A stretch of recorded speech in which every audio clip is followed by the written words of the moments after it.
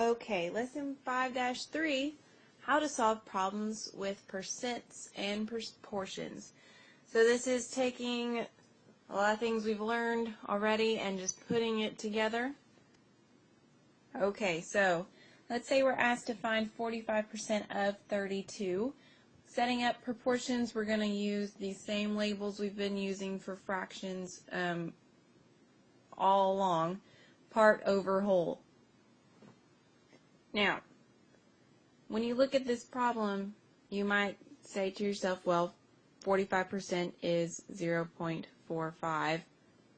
Of means multiply, and 32 is 32. Solving it that way is going to get you the exact same answer, and that's fine. But what this lesson is talking about is just using proportions as another method of setting it up. So that's really all we're learning today. So, setting up our proportions. 45% is 45 of 100. And 32 is what I'm finding the percent of. So that 32 is my whole. So it goes down here on bottom with my whole label. And so I'm looking for the part, the 45%, that fraction of 32.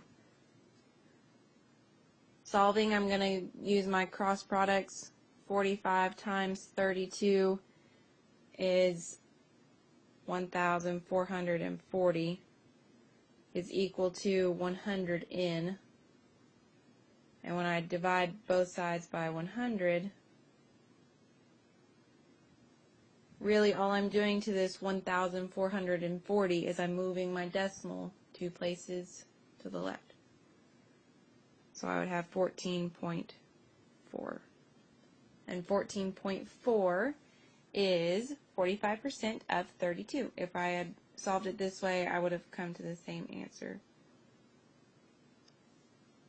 And just thinking about our estimating lesson we just did yesterday, 45% is about 50%, 30 is about 32, so 50% or half of 30 is 15. So our answer is in that proximity, close to 15, so our answer is reasonable.